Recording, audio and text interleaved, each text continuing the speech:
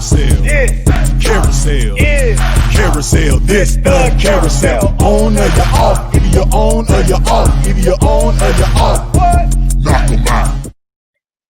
What's going on, everybody? Man, Eric Wilson. I'm taking over the carousel here for a moment because, as we know, there's a Monday night matchup going on between the Seattle Seahawks and, of course, my Philadelphia Eagles. So, traditionally, in years past, when I've had the pleasure of debating people and talking to people about stuff, I was always told by my mama, you got to respect women. But this is going to be a little one hard for me to do because the team that the Eagles are playing against on Sunday just happens to be one Seattle Seahawks, a team that since 2005 basically has owned the Philadelphia Eagles, no matter whether we're in Lincoln Financial or visiting the 12. So, I had to go get the editor and senior NFL writer for Our Turf Football, Pro Football Writers Association member.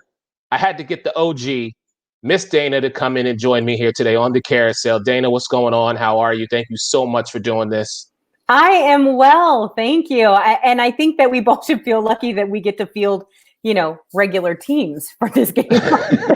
Instead I of agree. some of the other NFL counterparts. Oh, yes. So you know how this works, Dana. You're going to get 2 minutes to go and talk to me about how the Seahawks are just going to continually trounce my team. I'm going to respond. We're each going to have a rebuttal. And at the end of the day, we're going to be friends at the end of this. But I just, this is going to be a hard one for me. But I got some firepower for you, so I'm just letting you know.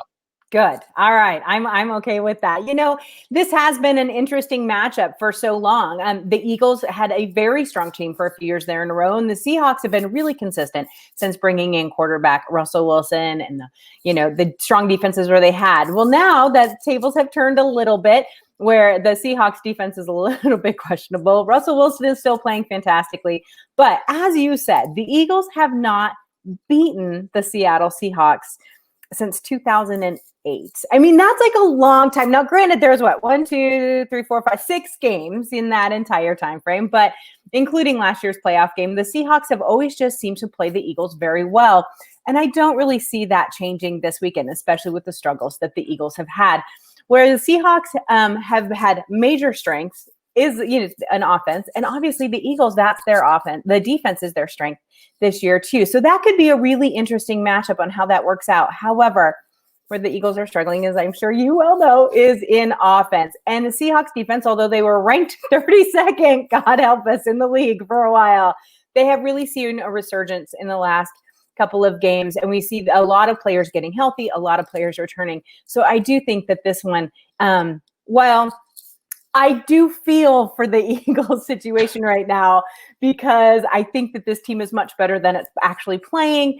I do think that the Seahawks managed to pull this one off again on Monday night. Yeah. So for me, here's what it boils down to. This team, my team, the Philadelphia Eagles, have been plagued with injury the whole entire season from start to finish. We're not sure whether Jason Peters wants to go left side or right side. You brought up our defense, which has been our saving grace this entire season. The fact that we are 3-6-1, and I hate ties, it just still boggles my mind. It has been, an issue. But I will say this, where Seattle has gotten basically a hold on us over the last 12 years, we have slowly started to kind of figure the Seattle Seahawks out.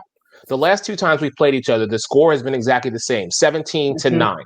So what that says to me is that Doug Peterson, even though he is 0-3 against Seattle, and Pete Carroll, who is 5-1 against Philadelphia, Doug Peterson is starting to figure out more of the scheme and play calling that exists when it comes to Pete Carroll. So what I like about this matchup is at one point of the game, you're going to see the best of the best. You are going to see Russell Wilson with Tyler Lockett and Chris Carson and Carlos Hyde and, of course, DK Metcalf. But you're going up against Fletcher Cox, Brandon Graham. I mean, my Jalen Mills, who has now moved positions. The defense under Jim Schwartz has gotten better. Do I expect this to be a shootout? No. Do I expect this to be a defensive struggle? No. What I do expect to see is, on one side, a true Monday Night Football game where it's the Seattle offense versus the Philadelphia defense. On the other side, I see some sloppy play between Seattle's defense and Philly's offense. What I'm hoping is that we at least can come away with some type of consistency and be able to pull this off against you guys on Monday night. Mm-hmm. I don't disagree with you. And I know that we're supposed to disagree here, but I don't necessarily disagree with you. I do think it's interesting, though. I think where this could get really interesting is the Eagles' pass rush is very good. We know this. Their pass rush is very good. And what is Russell Wilson good at? He's good at taking sacks because he holds onto the ball for way too long. And he actually is very good at avoiding that pressure because he runs. And so I think that that's going to be an interesting dance to watch, to see if what we've seen out of Russell this year, the whole let Russell cook mantra, which I hate. I'm not even going to lie. I hate it. I don't hate what he's doing. I hate the saying, but I do think that that'll be interesting to see, especially now that Chris Carson is back and at full strength. I think that we're going to see a little bit of difference out of Seattle, either to the happiness or the chagrin of Seahawks fans.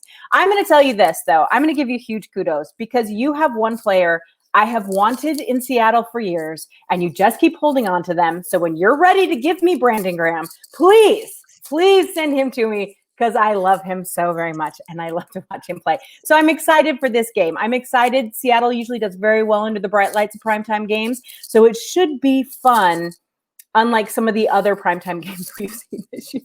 Oh, yeah. Listen, as far as Brandon Graham goes, no, we've got a stranglehold on him. No. We will continually feed that man cheesesteaks and pay his bar tab so he doesn't leave Philadelphia. I'm sorry, you can't have him.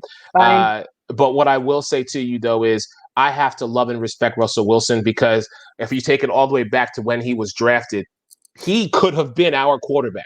We could have snatched Russell Wilson from everybody if Seattle wasn't just one pick above us. I'll never forget that because Andy Reid made the call and was like, that was our guy. He was on our board. He was falling to us. And what do you guys do? You snatch it up from us. But listen, this game is going to be, I agree with you, a very truth-telling game for both teams. Both of us right now are in second place within our respective, in your respective division, in my just god-awful division. But we still have a chance. There's still a chance that we can win this division. But yeah, at the end of the day, I mean, I will bleed green, as you clearly see, until the day I die. It's not going anywhere. I predict this to be, again, a low-scoring game. I'm just hoping it's on our side. I would love to personally see that 17-9 kind of matchup for the third time in a row, although it be a different outcome where Philly actually has 17 and Seattle only scores 9 points. We shall see. We shall see. Dana, thank you. Go ahead. Yes, absolutely. No, I was going to agree. I don't know how high scoring has been. I will tell you that my score prediction was a little different. I have it 34-23, but it just kind of depends on what team shows up for both of us. Listen, you're giving me a lot of credit. The fact that my team's putting up 23 points. I mean, I'm just let's just call it what it is. Unless we jump out to that 23-point lead and then let y'all come back in, I don't see that happening. But thank you for giving us 23 points. I'll take that all day long. Dana O'Gorman, thank you so much for this. As I call you the real OG, our turf football world, senior writer and editor, NFL writer. Thank you so much for this. I hope you had a great Thanksgiving. Let's see where the chips fall on Monday night. And I have to do this because it is my team. So when I actually do my show or the Carousel, you don't have to listen. You are free to hang up. But I am going to play our fight song to end this because, as the Carousel says, either you're on or you're off. And I got to pay a lot of respect to this band, the Go-Go Gadget Band up there in Delaware. And they've got a great tune. So everybody at the Carousel, have a great day. And fly, Eagles, fly.